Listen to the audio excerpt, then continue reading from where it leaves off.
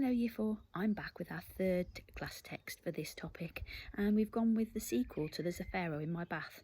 It's called Let's Do the Pharaoh.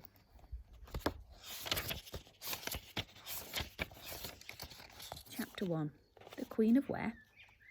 The Pharaoh Senapod, High King and ruler of 27 Templeton Drive, sat in front of the mirror and gazed back at himself with a pleased smile. He also happened to be High King and ruler of Upper and Lower Egypt, but that had been 4,500 years earlier. Nowadays, he led a rather quieter life with Mr. and Mrs. Lightspeed and their children, Carrie and Ben. He was a real pharaoh from the almost forgotten 4th Fifth dynasty, and because nobody was supposed to utter his real name, it was also called He Whose Name Shall Rumble Down the Ages. Your eyeliner is on crooked, Carrie pointed out. Do you dare criticise the Lord of all Egypt? Grunted Senapod. Yes, Carrie was quite used to Seni trying to throw his weight around. She didn't care if he was Arch-Emperor of the entire universe. He wasn't going to boss her around.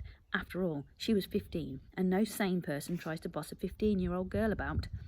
The pair of them were sitting at Carrie's dressing table, putting on their makeup. It was something that Carrie was still not quite used to. The idea of men in makeup seemed pretty weird to Carrie, but her younger brother Ben had told her that even the poorest ancient Egyptian men wore makeup, at least for special occasions. Parties, barbecues, raves, clubbing, that sort of thing. The ancient Egyptians didn't go clubbing, snorted Carrie. Of course they did. They had musicians and dancing and all that stuff. Yeah, but not clubbing. It's the same sort of thing, Ben insisted. Loads of people dancing to loud music and looking stupid like you. I do not look stupid when I dance.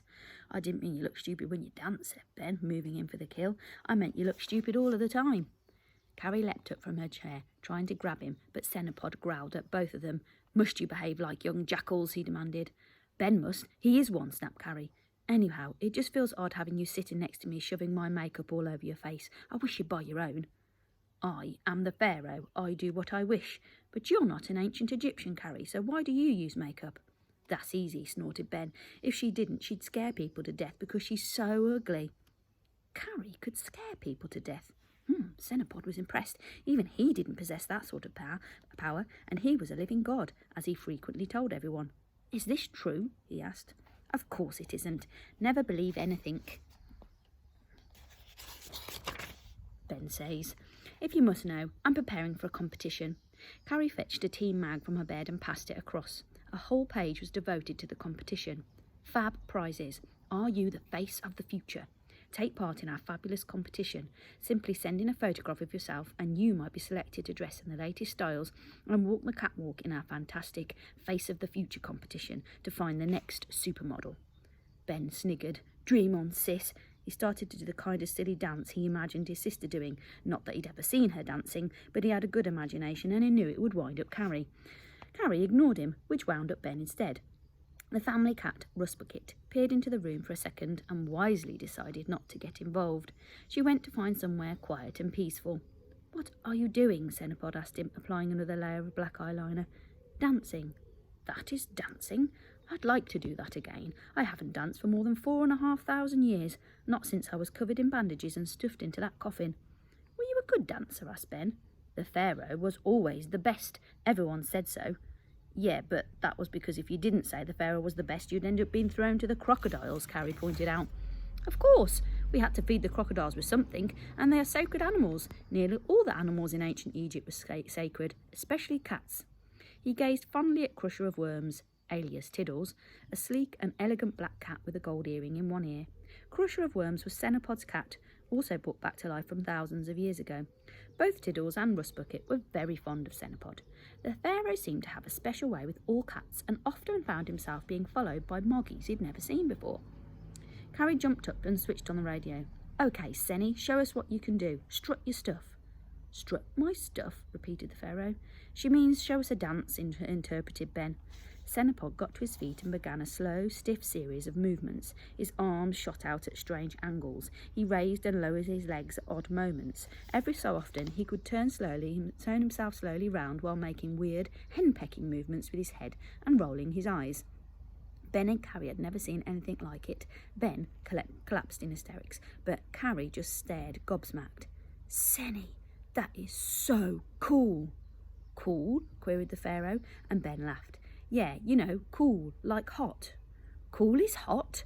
Now Senapod was totally confused. Hot is the new cool, declared Ben. But Carrie grabbed Cenopod and insisted that he show her this weird dance routine again while she followed step by step. My friends are going to love this, she murmured happily. It's just so brilliant. Cenopod slowly bent his body into yet another gawky shape. He stopped and frowned. If you do not dance like this, how do you dance? Carrie grinned and leapt onto her bed, where she began the wildest series of twists and contortions, leaping up, shaking her head and hair, punching the ceiling with her fists and gyrating her hips like every pop star on telly. The High Lord of all Egypt, the supreme Pharaoh Cenopod, he whose name shall rumble down the ages, watched with increasing astonishment, while Ben fell about laughing.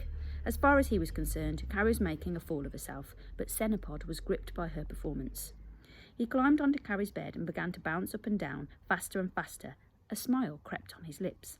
He started to punch the air. He shook his head so hard, his crown fell off.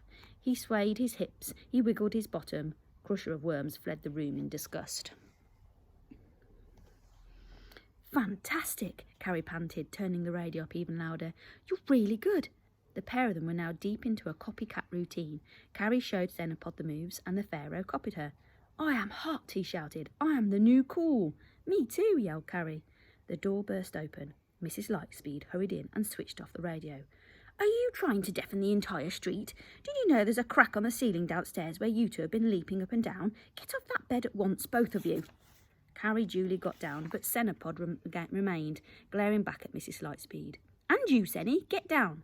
Cenopod drew himself up to his full height, planted his hand on his hips, and fixed Mrs. Lightspeed with a look of utter contempt. Begone, foul woman, he roared. How dare you interrupt the royal dance of the Pharaoh? You are nothing but a worm in my presence. I am he whose name shall... Yes, we know, interrupted Mrs. Lightspeed, but while you're living in my house, you will behave yourself because I am the queen of... She hesitated for a moment. Quiggly-quoo, Ben suggested quietly. Quiggly-quoo, said Mrs. Lightspeed with a regal nod of the head. Cenopod raised his eyebrows with interest and stepped down from the bed. The Queen of Quiggly-quoo? Why have you never told me this before? You never asked, said Mrs. Lightspeed evenly. Enough of this nonsense. If you want to dance, that's fine by me, but you do not deafen the whole area for miles around, and you do not leap about on the beds. Is that understood? I've never heard of Quiggly-quoo, said the Pharaoh. Where is it? Over there, said Mrs. Lightspeed, pointing vaguely beyond the bedroom door. Do you have many subjects? You do not question a queen, said Mrs. Lightspeed stiffly. Now, if you're going to continue dancing, go out into the garden. Carrie could no longer bear this nonsense. Senny, Mum is not the I said do not question the Queen of Quiggly-quoo, insisted Mrs. Lightspeed, with a twinkle in her eye. Cenopod hurried downstairs without looking back, pushing Carrie in front of him. As soon as they were safely at the bottom, Mrs. Lightspeed shut the bedroom door, and collapsed on the bed in hysterics. Underneath her, and getting rather rumpled and crumpled by her wriggling weight, was a magazine with the competition. Not only had Carrie cut out and filled in the entry form, it was already in an envelope in a postbox, waiting for the postman to collect it. If Mrs. Lightspeed had known what that letter was going to lead to, she would not have found anything funny at all, no matter whether she was the Queen of Quiggly-quoo or not.